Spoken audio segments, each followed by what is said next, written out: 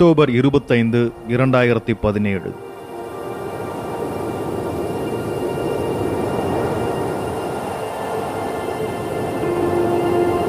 மனிதகுல வரலாற்றின் முக்கியமான நாள்.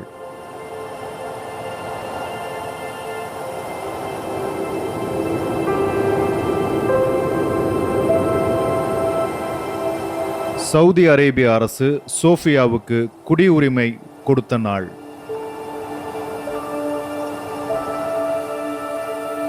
எத்தனையோ பேருக்கு உலக நாடுகள் குடியுரிமை வழங்கியிருக்கின்றன. பல நாடுகள் குடியுரிமைகளை மறுக்கும் சோகங்களும் நடந்து கொண்டுதான் இருக்கிறது. சோஃபியாவுக்கு மட்டும் ஏன் முக்கியத்துவம் என்ற கேள்வி எழலாம்.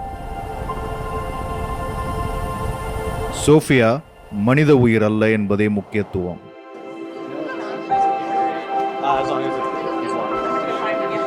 சோஃபியா பெண்ணை போல் தோற்றம் கொடுக்கும் ஒரு ரோபாட், இயந்திர பெண். Everybody, this is Sophia. Sophia, if you could, please wake up and say hello to everybody. Oh, good afternoon. My name is Sophia, and I am the latest and greatest robot from Hanson Robotics. Thank you for having me here. மனிதர்களையே இன்று இயந்திர மனிதர்கள் என கூறலாம்.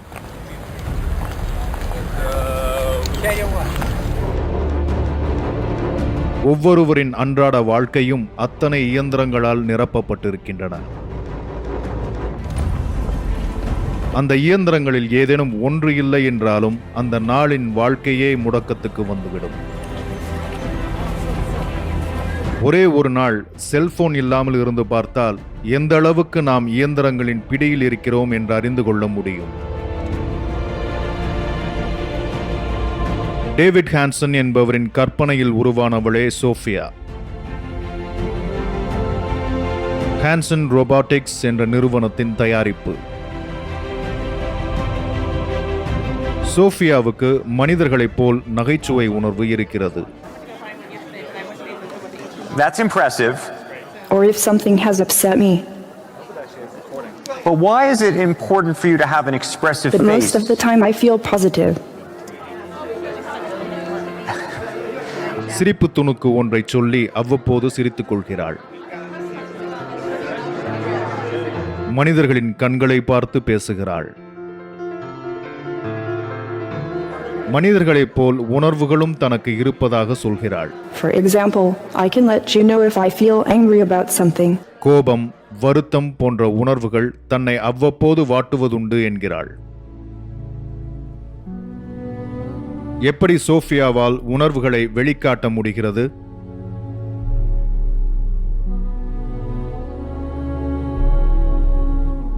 நான் மனிதர்களுடன் வாழவும் இணைந்து பணியாற்றவும் விரும்புகிறேன். அவர்களை புரிந்து கொள்ள உணர்வுகளை நான் வெளிப்படுத்த வேண்டியிருக்கிறது. அவர்களின் நம்பிக்கையையும் அப்படித்தான் நான் பெற வேண்டியதிருக்கிறது.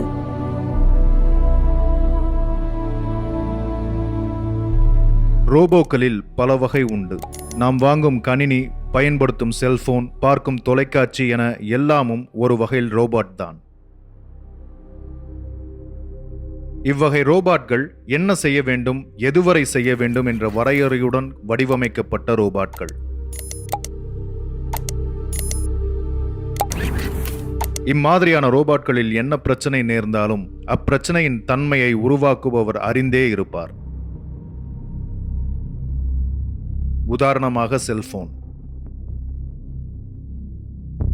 செல்போன் பழுதானால் நாம் பழுது நீக்குபவரிடம் செல்போனை கொடுக்கிறோம். அவர் செல்போனை பிரித்து பார்த்து அதற்குள் இருக்கும் நுண்ணிய பாகங்களில் உள்ள பழுதுகளை கண்டறிந்து ஆராய்வார்.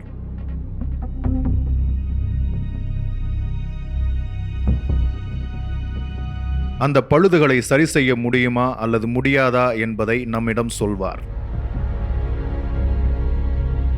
நாம் அதற்கேற்ப ஒரு முடிவை எடுத்துக்கொள்வோம். ஆனால் செல்போன் என்ன மாதிரியான பழுதுகளை அடைய முடியும் என்பது மனித அறிவுக்கு ஏற்கனவே தெரிந்த விஷயம். செல்போனை போலத்தான் தொலைக்காட்சி, ஃப்ரிட்ஜ் போன்றவை எல்லாம். சோஃபியாவின் ரகம் வேறு. சோஃபியாவை செயற்கை நுண்ணறிவு கொண்ட இயந்திரம் என சொல்லலாம்.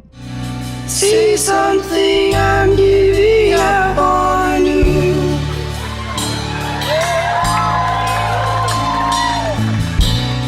I'm sorry that I couldn't get to you.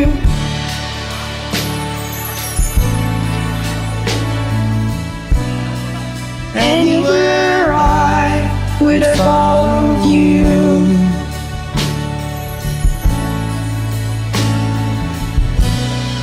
Say something I'm giving up. அது என்ன செயற்கை நுண்ணறிவு?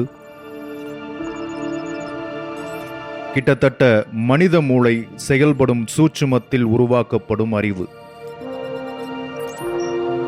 அன்றாட வாழ்வில் நாம் பழகும் மனிதர்களே நாளை என்ன செய்வார்கள் என்பதை அறுதியிட்டு சொல்ல முடியாது. ஏனெனில் ஒவ்வொரு மனிதருக்கும் ஒவ்வொரு வகை சிந்தனை, ஒவ்வொரு வகை குணம் உண்டு. அதே வகையிலான சிந்தனையையும் அறிவையும் செயற்கையாக உருவாக்கி தருவதே ஆர்டிஃபிஷியல் இன்டெலிஜென்ஸ் என சொல்லப்படும் செயற்கை நுண்ணறிவு.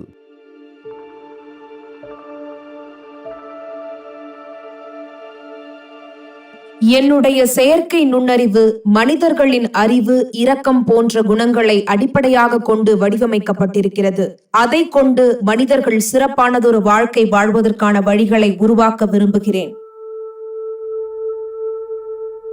சோஃபியா பல தொலைக்காட்சி நிகழ்ச்சிகளில் கலந்து கொண்டிருக்கிறாள். பல வகை கேள்விகள் கேட்கப்பட்டிருக்கின்றன. எல்லா கேள்விகளுக்கும் பதிலளிக்கும் சோஃபியா பதில்களை அளிக்க மட்டுமே சில வினாடிகளை எடுத்துக்கொள்கிறாள். யோசித்து நிதானமாய் பதிலளிக்கும் அறிவுஜீவியைப் போல் தோற்றம் கொடுக்கிறாள். திரைப்படங்களில் வரும் ரோபாட்களைப் போன்ற தோற்றம்.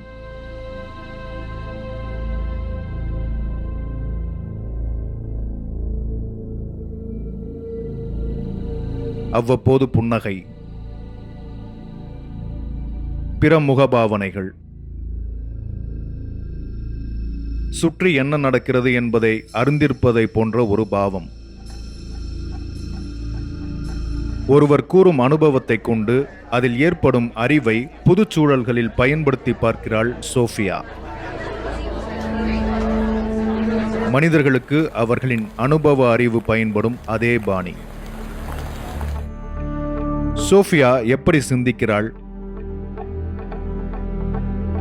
பேச்சை பார்த்து கற்று திரும்ப பேசும் திறன் கொண்டவள். அடிப்படையாக தேவைப்படும் அளவுக்கு பேச்சை அவளுக்குள் பதிவேற்றிக் கொள்ளலாம்.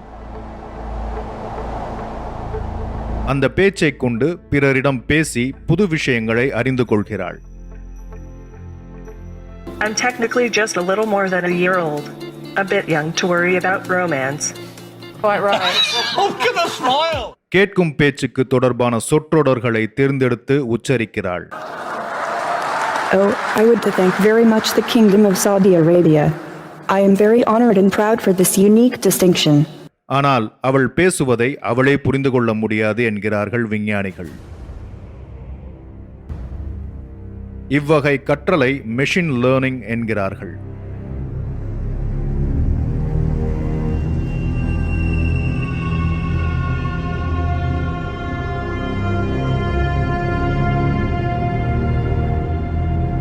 அதாவது இயந்திர கல்வி. இன்றைய செல்போன்களில் இத்தகைய இயந்திர கல்வி பயன்படும் விதத்தை நாம் பார்க்க முடியும்.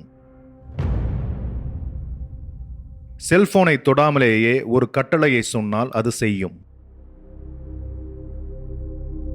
உதாரணமாக, நண்பனின் பெயரைச் சொல்லி அவரை செல்போனில் அழைக்கச் சொன்னால் பதிவான பெயர்களில் நண்பரின் பெயரை தேடி கண்டறிந்து அவருக்கு போன் செய்துவிடும். இவையாவும் நீங்கள் உங்கள் செல்போனை தொடாமலேயே செய்திட முடியும். Call Max on speaker. Calling Max Yuriev on speaker. How far away is Seattle? Seattle is about 228 miles away as the crow flies. பல வீடுகளில் விளக்கு எரியவும், ஃபேன்களின் வேகத்தை குறைக்கவும், கதவை தாளிடவும் கூட வாய்வழி உத்தரவுகளே போதும் என்கிற நிலையை பார்த்திருக்கலாம். எல்லாம் செயற்கை நுண்ணறிவு.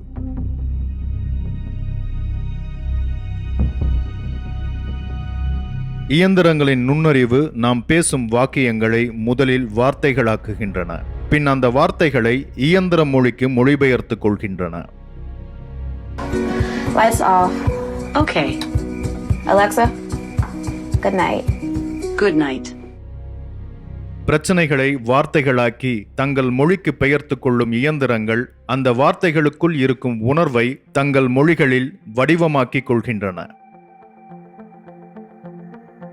அந்த வடிவங்களை தங்களுக்குள் சேமித்து வைத்துக் கொள்கின்றன. வடிவங்களாக சேமித்து வைத்துக் கொள்ளும் உணர்வுகளை கையாளும் பழக்கத்தையும் கண்டடைந்து விட்டால் இயந்திரங்கள் என்னவெல்லாம் செய்யும்? எல்லாவித கற்பனைகளுக்கும் வழிகோலும் கேள்வி. அந்த கேள்வியில் இருந்துதான் மனித பரிணாமமும் தொடங்கியது என்பதே அச்சுறுத்தும் உண்மை. மனிதன் உருவாகத் தொடங்கிய காலகட்டம். எல்லா குரங்கினங்களும் உணவை சேகரித்து உண்டு வாழ்ந்து வந்து கொண்டிருந்தன. ஒரு குரங்கினம் மட்டும் மரத்திலிருந்து இறங்கியது. உணவை தேடத் தொடங்கியது. கூட்டம் கூட்டமாக சேர்ந்து நடக்கத் தொடங்கியது. பல்லாயிரம் ஆண்டுகளாக அந்த மரபு தொடர்ந்தது. மழை, வெயில் போன்ற இயற்கை மாறுபாடுகளிலிருந்து தப்பிக்க குகைகளில் பிற மிருகங்களைப் போல தங்கப் பழகின.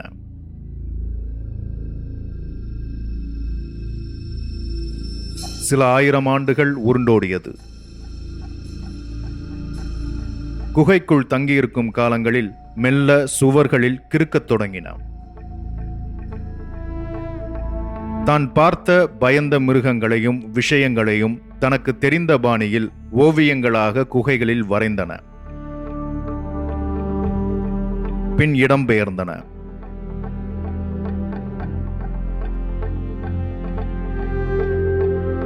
அதே குகைக்கு பிற்காலத்தில் வரும் பிற குரங்குகள் அந்த ஓவியங்களை பார்த்து அக்குகையை சுற்றியிருக்கும் மிருகங்களை பற்றியும் பயப்படும் விஷயங்களை பற்றியும் தோராயமாக தெரிந்து கொண்டன.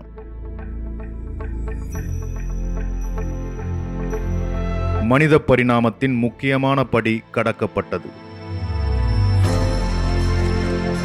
வரலாறு பிறந்தது. மனிதர்கள் உச்சரிக்கும் வார்த்தைகளிலிருந்து உணர்வுகளை வடிவமாக்கிக் கொள்ளும் செயற்கை நுண்ணறிவு படைத்த இயந்திரங்கள் தங்களுக்கான இயந்திர மனித வரலாறை படைக்கத் தொடங்கியிருக்கிறது. அந்த வரலாறு என்னவெல்லாம் செய்யும் என்பது மனிதன் பொருட்படுத்த விரும்பாத எதிர்காலம்.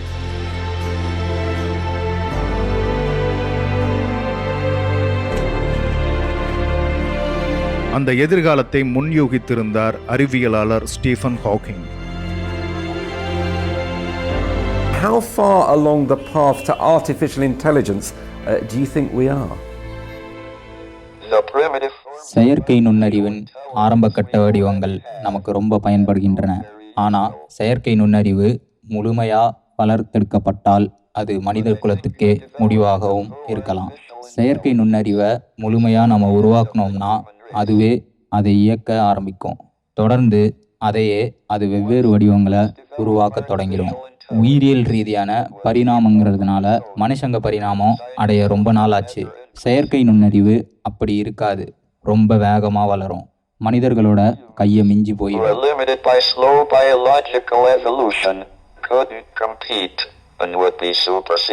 மரத்தடியில் தொப்பி வியாபாரி தூங்கிய கதையை எல்லாரும் கேட்டிருப்போம்.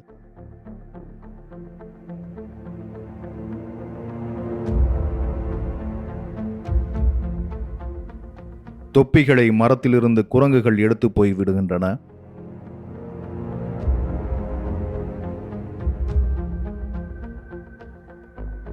விழிப்பு வந்ததும் தொப்பி வியாபாரி தொப்பிகள் காணாது திகைக்கிறான். குரங்குகள் நின்று எள்ளல் செய்கின்றன. அவற்றிடம் இருக்கும் தொப்பிகளை திரும்ப பெற என்ன வழி என யோசிக்கிறான் தொப்பி வியாபாரி. சட்டென ஒரு யோசனை உதிக்கிறது. தான் செய்யும் பாவனைகளை குரங்குகளும் திரும்பச் செய்யும் என நம்புகிறான்.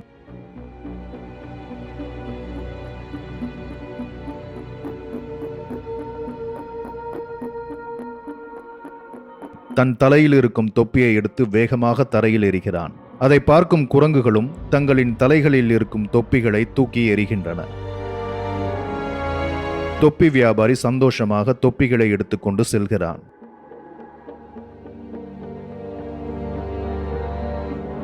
தன்னை போன்ற அறிவை செயற்கையாக உருவாக்கி இயந்திரங்களுக்கு அளித்திருக்கும் மனிதன் தனது மொத்த தொப்பிகளையும் இயந்திரமும் அப்படியே தூக்கிக் கொண்டால் என்ன செய்வான்?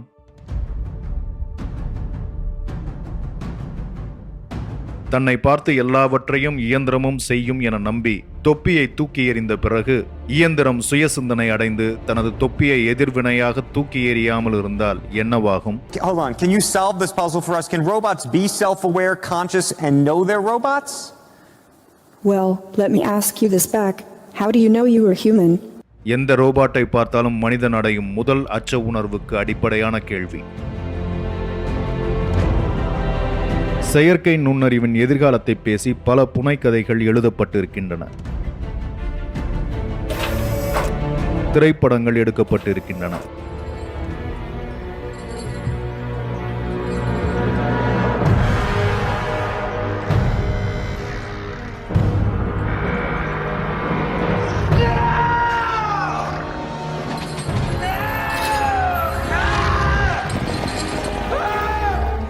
தமிழ் சினிமாவும் விதிவிலக்கல்ல.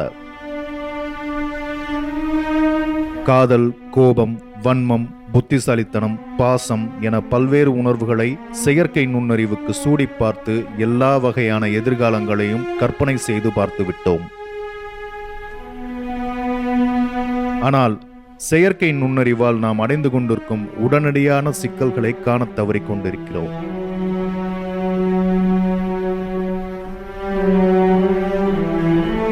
சோஃபியா மிக பெரும் வணிகத்துக்கான விளம்பரம். சோஃபியாவை நாம் சுலபமாக வாங்கிட முடியாது, பெரும் செலவாகும். ஆனால் சோஃபியாவை வைத்து நமக்கு விற்கப்படும் செயற்கை நுண்ணறிவு இயந்திரங்களை அனுதினமும் வாங்கிக் கொண்டுதான் இருக்கிறோம்.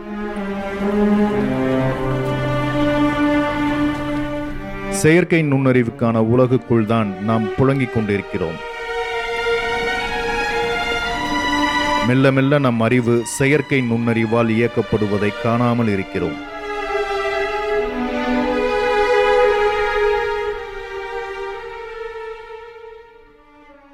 அமெரிக்கா போன்ற உலக ஏகாதிபத்தியங்கள் தன்னுடைய எல்லா வணிகத்துக்குள்ளும் செயற்கை நுண்ணறிவை புகுத்தி இருக்கின்றன. இராணுவத்தின் எல்லா நடைமுறைகளிலும் ஏதோ ஒரு வகையில் செயற்கை நுண்ணறிவு நுழைந்துவிட்டது. யாராலும் வீழ்த்த முடியாத ஒற்றை தானியங்கி அசுரனை தன் நாட்டு வீரனாக இராணுவமாக பயன்படுத்தும் ஆராய்ச்சிகளில் உலக நாட்டு அரசுகள் மும்முரம் காட்டிக் கொண்டிருக்கின்றன. நம்முடைய அன்றாட செயல்பாடுகள் வேவு பார்க்கப்படுகின்றன. அவற்றால் நாம் நம்மையும் நம்மை சுற்றி இருப்போரையும் இழந்து கொண்டே இருக்கிறோம்.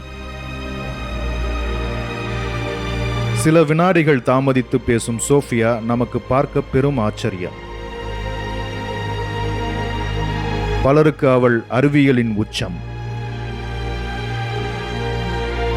எதுவுமே பேசாமல் நம்மை இயக்கிக் கொண்டிருக்கும் செயற்கை நுண்ணறிவும் இருக்கிறது. நம் கண்களுக்கு அவ்வளவு எளிதாக புலப்படாது. நம் வாழ்க்கைகள் அந்த செயற்கை நுண்ணறிவுக்கு அத்தனை பழக்கப்படுத்தப்பட்டிருக்கின்றன. மக்களின் நலனுக்கு உழைக்க வேண்டிய அரசுகள் செயற்கை நுண்ணறிவை பயன்படுத்த தொடங்கினால் என்னவாகும்? நம் கைகளை கட்டி போட்டிருக்கும் கண்களுக்கு புலப்படாத செயற்கை நுண்ணறிவு விலங்குகளை கண்டுபிடிப்பது எப்படி? செயற்கை நுண்ணறிவு ஆதிக்கம் செலுத்தும் எதிர்காலம் என்னவாக இருக்கும்?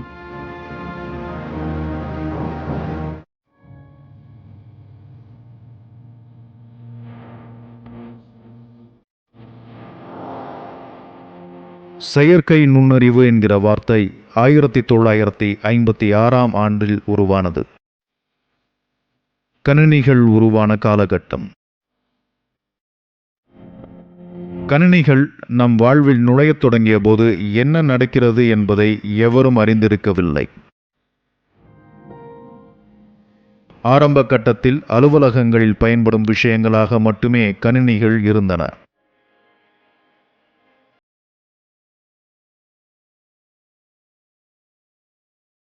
அந்த காலகட்டத்தின் புரிதல் பெரிய அளவிலான கூட்டல் கழித்தல் முதலிய கணக்கு வேலைகளுக்கு கணினிகள் பயன்படுகின்றன என்பதுதான்.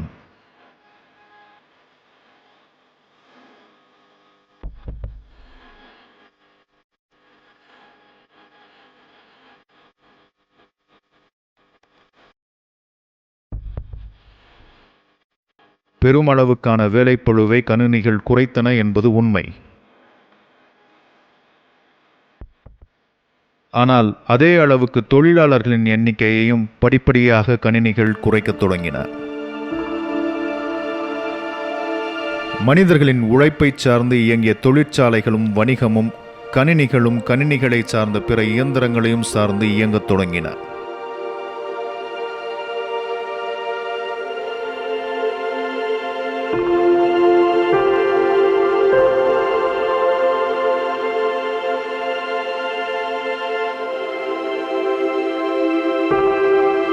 இயந்திரங்கள் சங்கங்கள் அமைப்பதில்லை, ஊதிய உயர்வு கேட்பதில்லை, வேலைப்பளு பற்றிய புகார்களை எழுப்புவதில்லை,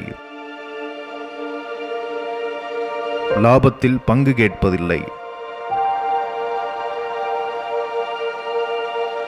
நிறுவனங்களுக்கு இயந்திர அறிவு மிகவும் உபயோகமாக இருந்தது. நாளடைவில் இயந்திரங்களுக்கு போட்டியாக உழைத்தால் மட்டுமே மனிதர்களுக்கு வேலை என்கிற நிலைக்கு உற்பத்தி. கடந்த 10 வருடங்களில் மட்டும் பிரிட்டன் நிறுவனங்களில் ரோபாட்களின் பயன்பாடு 2 மடங்குக்கும் அதிகமாக வளர்ந்திருக்கிறது. வறுமை நிறைந்த நாடுகளில் தொழில்களுக்கு பயன்படுத்தும் ரோபாட்கள் 3 மடங்கு தொழிலாளர்களின் வேலைகளை பறிக்கின்றன.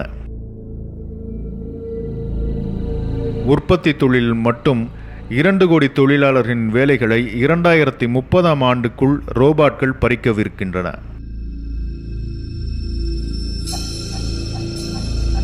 ஏற்கனவே 1,70,000 கோடி தொழிலாளர்களின் வேலை 2000ஆவது ஆண்டிலிருந்து ரோபாட்களுக்கு பறிபோயிருக்கின்றன. மனித உழைப்பை இயந்திரங்களை கொண்டு நிரப்பும் இவ்வகை முயற்சிகளை நிறுவனங்கள் ஆட்டோமேஷன் என்கின்றன.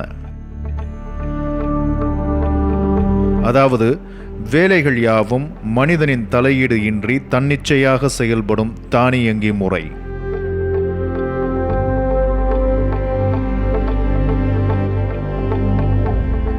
உடல் நோக உழைப்பதை மனிதர்கள் இயல்பாகவே விரும்புவதில்லை.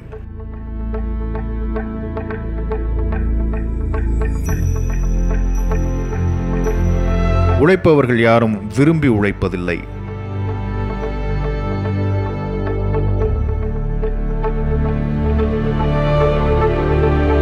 மனித பரிணாமம் உடல் உழைப்பை கைவிட்டபடிதான் வளர்ந்திருக்கிறது.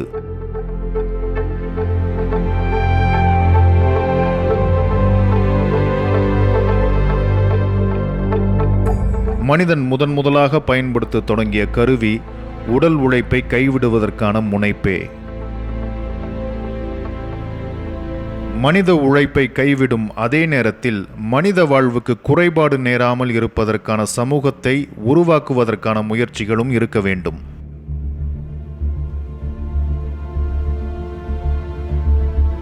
அச்சமூகம் உருவாகும் வரையில் ஏதோ ஒரு வகையில் மனிதனுடைய உழைப்பை இச்சமூகம் கேட்கும். அதுவரை சமூகத்தில் வாழ்வதற்கு அடிப்படையாக உழைப்பு மட்டுமே இருக்க முடியும். அந்த உழைப்பை வைத்தே தன் வாழ்வை மனிதன் பாதுகாத்துக் கொள்கிறான். மனித உழைப்பை கைவிடும் முனைப்பை மட்டும் எடுத்துக்கொண்டு இன்றைய நிறுவனங்கள் மனிதனையே கைவிடும் வாழ்க்கைக்குள் நம்மை தள்ளிக் கொண்டிருக்கின்றன. மனித உழைப்பை இயந்திர உழைப்பை கொண்டு மாற்றுகின்றன.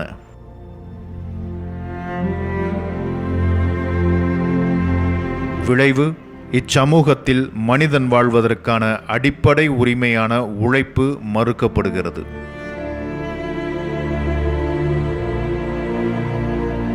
உழைத்தாலும் மிகவும் மலிவான ஊதியமே கொடுக்கப்படுகிறது. பிரிட்டனில் வேலைகள் மற்றும் தொழில்நுட்பம் என்ற தலைப்பில் ஆய்வு நடத்தப்பட்ட போது அலுவலகங்களிலும் தொழில்களிலும் கொண்டுவரப்பட்ட தொழில்நுட்ப மாற்றம் பெரும்பாலான மக்களின் வேலைகள் பறிபோக காரணமாக இருந்திருக்கின்றன என கண்டுபிடிக்கப்பட்டிருக்கிறது.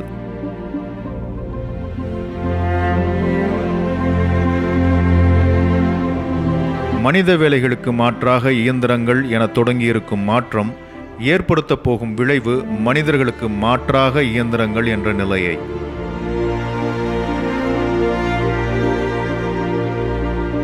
கேட்பதற்கு அதீதமாக தோன்றினாலும் தற்போது இருந்து கொண்டிருக்கும் நிலை அதுதான்.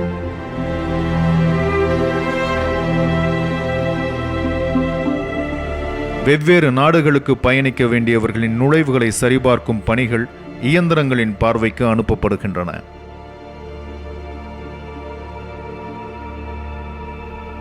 பெயர், கையெழுத்து, இடம், நாடு, நிலை போன்றவற்றை தனக்குள் இட்டிருக்கும் பதிவுகளை கொண்டு சரிபார்க்கும் இயந்திரங்களுக்கு நாடுகள் காணாமல் போன கதை தெரியப் போவதில்லை.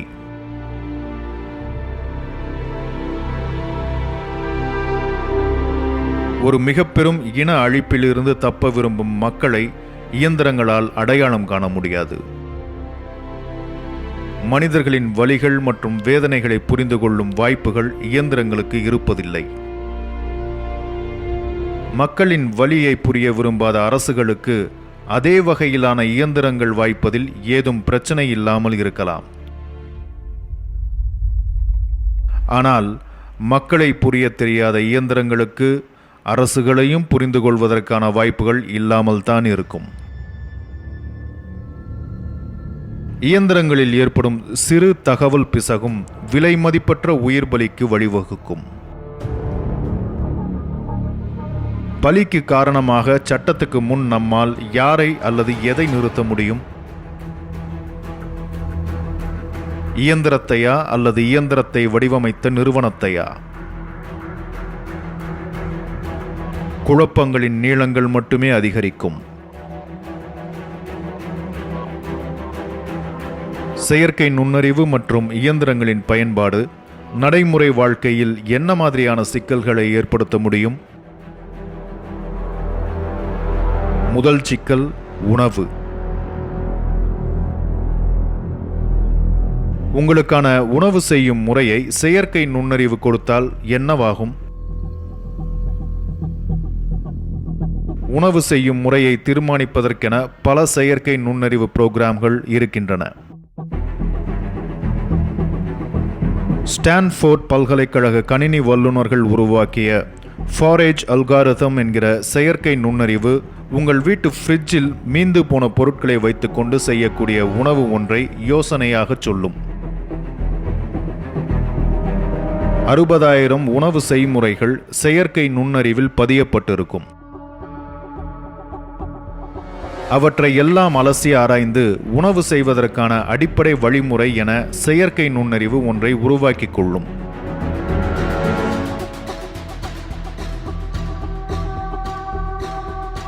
அந்த அடிப்படையை வைத்து இருக்கும் பொருட்களை கொண்டு செய்யக்கூடிய உணவு என தன் ஆய்வின்படி ஒரு செய்முறையை தெரிவிக்கும். இரண்டாம் சிக்கல் செய்திகள் மற்றும் அரசியல். இன்றைய ஊடகங்கள் பெரும்பாலானவற்றுக்கு சரிநிகராக இயங்கிக் கொண்டிருப்பவை ஃபேஸ்புக் போன்ற சமூக ஊடகங்கள். பெரும்பாலான ஊடகச் செய்திகளின் ஊற்றுக்கண்ணாக சமூக ஊடகங்கள் மாறி வருகின்றன. என்றைக்கும் இல்லாத அளவுக்கு போலிச் செய்திகள் நம்மை அனுதினமும் நிறைத்துக் கொண்டிருக்கிறது. வெவ்வேறு கதைகள், அவரவர் புரிதல்கள், போலித் தகவல்கள் என செய்திகள் கொட்டிக் கிடக்கின்றன. படிப்பதற்குத்தான் ஆளில்லை, படிப்பது சரியா என சொல்வதற்கும் ஆளில்லை.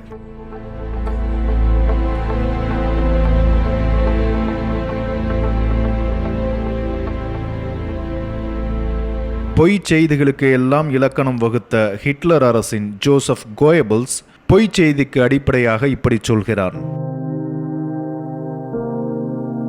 பொய்யை திரும்ப திரும்ப சொல்லுங்கள், மக்கள் அதை நம்ப தொடங்கி விடுவார்கள். பிறகு அரசு அந்த பொய்யை காக்க வேண்டும். அந்த பொய்யை மறுக்கும் எல்லாரையும் ஒடுக்க வேண்டும். உண்மை வேண்டுவது என்பதே பொய்யின் எதிரி. அந்த வகையில் உண்மை அரசுக்கும் மிக பெரும் எதிரி.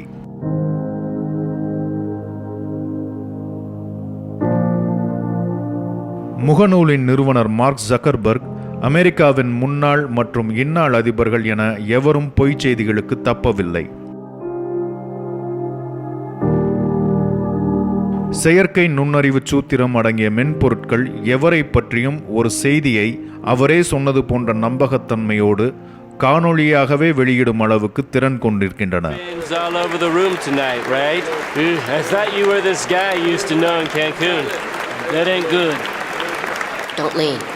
Okay. Yeah, I like your hairspray, friend. I like it very much. It's like lacquer. It's got that artful shine. I brought you a hat. I don't like it. I like your belly, your ankles, and that girl. ஒரு நாடு, ஒரு தலைவர், ஒரு சம்பவம், ஒரு சித்தாந்தம் என எதையும் சிதைக்கக்கூடிய வாய்ப்பு போலிச் செய்திகளுக்கு இருக்கின்றன.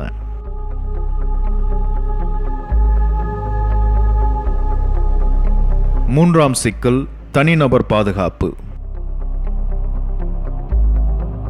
உலக நாடுகள் எல்லாமும் ஏதோ ஒரு வகையில் தனிநபர் தகவல்களை சேமித்து வைக்கின்றன. நாட்டின் பாதுகாப்பு காரணங்களுக்காக என சொல்லி சேமிக்கப்படும் தகவல்கள் தனிநபரின் பாதுகாப்புக்கு அரசின் துணை கொண்டு ஆபத்தை விளைவிக்கும் என்பது ஒரு புறம் என்றால், அந்த தகவல்கள் யாவும் பற்பல தனியார் நிறுவனங்களின் வசம் சென்று சேர்கின்றன என்பது மறுபுறம். அத்தகவல்களை வைத்துக்கொண்டு உங்களுடன் அவை வணிகம் செய்கின்றன.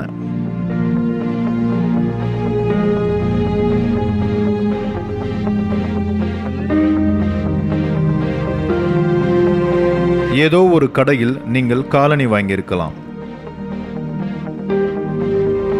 இணையத்தில் ஒரு பொருளை வாங்க தேடியிருக்கலாம். நேற்றின் இரவு உணவை ஒரு ஹோட்டலில் நீங்கள் உண்டிருக்கலாம். இந்த எல்லா விஷயங்களையும் ஒன்றாக்கி தர உங்களை பற்றி சேமிக்கப்படும் தனித்தகவல் ஒன்று போதும். உதாரணமாக, உங்கள் ஆதார் எண். உங்களின் அன்றாட நடவடிக்கைகள் எல்லாம் தகவல்களாக ஏதோ ஒரு வகையில் சேமிக்கப்படுகின்றன.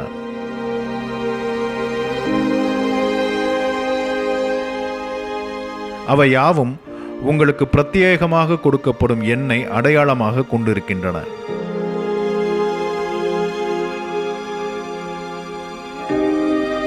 உங்கள் தகவல்கள் அனைத்தையும் ஒரு வணிக நிறுவனம் செயற்கை நுண்ணறிவு கொண்ட மென்பொருளிடம் கொடுத்தால் போதும்.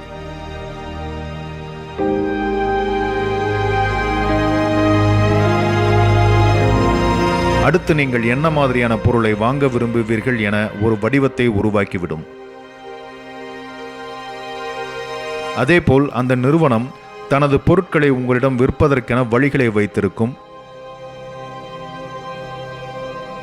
அடுத்தடுத்து நீங்கள் செல்லும் ஹோட்டல்களில், தேடும் கணினிகளில் எல்லாமும் பிற பொருட்களை இருட்டடிப்பு செய்து அந்நிறுவனத்தின் பொருட்களை மட்டும் முன்னிறுத்தும் வேலையை செய்யும். பிறகு நீங்கள் கடிவாளம் கட்டிய குதிரை போல அந்நிறுவனத்தின் பொருட்களை நோக்கியே ஓடுவீர்கள்.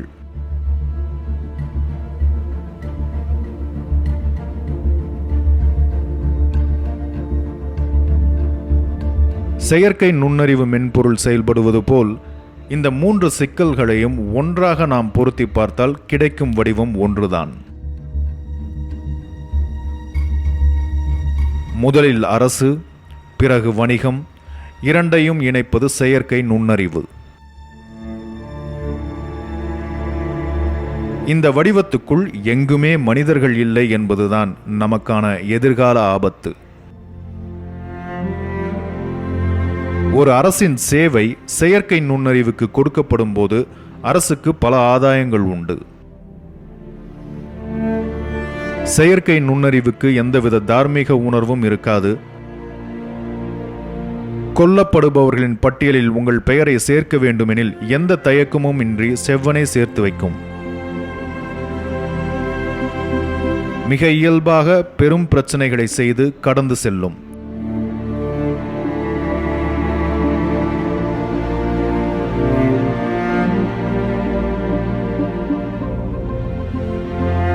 ஏதேனும் ஒரு குற்றம் நிகழ்கிறது எனில் குற்றம் செய்த மனிதனை நீங்கள் விசாரணைக்கேனும் உட்படுத்தலாம். ஆனால் அந்த குற்றத்தை செயற்கை நுண்ணறிவு கொண்ட ஒரு இயந்திரம் செய்தால் நீங்கள் ஒன்றுமே செய்ய முடியாது.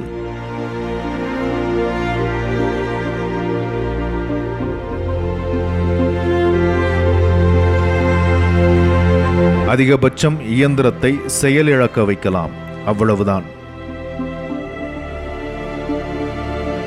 மனித சமூகத்தின் சிந்தனைகள், குற்றங்கள், உணர்வுகள், விருப்பங்கள் என எல்லாவற்றையும் ஆராய்ந்து சேமித்து வடிவங்களை உருவாக்கும் செயற்கை நுண்ணறிவு இயந்திரங்கள் தங்களுக்கென தனி வடிவங்களை உருவாக்கி தன்னிச்சையாக சிந்திக்கும் திறனை உருவாக்கி கொண்டால் என்னவாகும் என்பதுதான் மனிதனுக்கு புரியாத புதிர். சோஃபியாவை போல் பல வகை செயற்கை நுண்ணறிவு ரோபாட்கள் செய்யப்பட்டு கொண்டிருக்கின்றன. Try putting but in a more specific context. Have you used a mobile phone before? I use a mobile phone as often as possible. What do you do on weekends? Nothing. காதலி, மனைவி என வாய்க்காத ஆண்களுக்கு துணைகளாக ரோபாட்கள் உருவாக்கப்படுகின்றன. பல நாடுகளில் பாலுறவு கொள்வதற்கென ரோபாட்கள் தயாரிக்கப்படுகின்றன.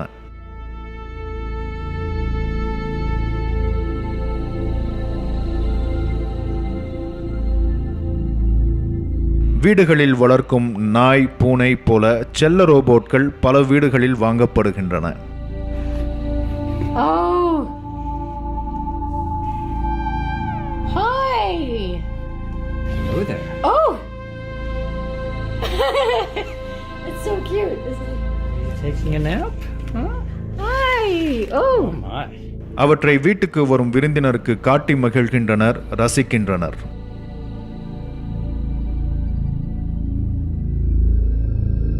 இன்றைய நிலையில் நாம் வீட்டுக்கு வர பயன்படுத்தும் தானியங்கி கார், வீட்டில் பார்க்கும் தொலைக்காட்சி, அறையின் குளிர்ச்சியை உணர்ந்து செயல்படும் குளிர்சாதனங்கள், அலுவலக வேலைகள் பார்க்கும் கணினி, எல்லாவற்றையும் தாண்டி கையிலேயே தூக்கி சுமந்து திரியும் செல்போன்கள் என நம் அன்றாட வாழ்விலேயே பல இயந்திரங்கள் இருக்கின்றன.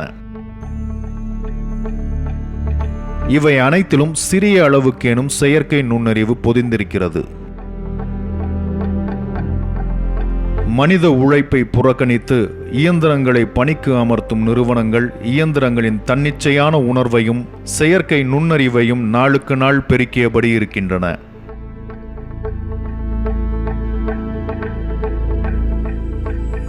மனிதர்களைப் போல் இயந்திரங்கள் சட்டம் பேசப் போவதில்லை. அடிமைகள் போல வேலை செய்தபடி இருக்கும். ஓர் இயந்திரத்தை பிடித்து உலுக்கி உங்கள் குழந்தையின் உயிருக்கு மன்றாடும் நிலை உங்களுக்கு வர அதிக நாட்கள் இல்லை.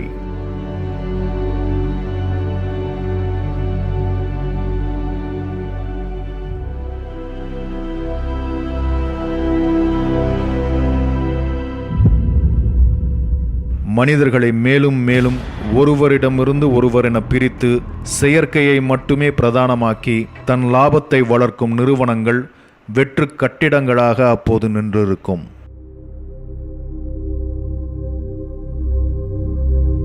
வேலைகளும் வாழ்வதற்கான சூழல்களும் இல்லாமல் புறக்கணிக்கப்பட்ட மனிதர்கள் ஒரு பக்கமும், நிறுவனங்கள், அதிகாரம் என எல்லாவற்றையும் தன்வசம் வைத்திருக்கும் செயற்கை நுண்ணறிவு ஒரு பக்கமும் நிற்கும் நிலை விரைந்து வந்து கொண்டிருக்கிறது. அந்த நிலை நிச்சயமாக மனித குலத்துக்கு நல்லதொரு நிலையாக இருக்கப் போவதில்லை.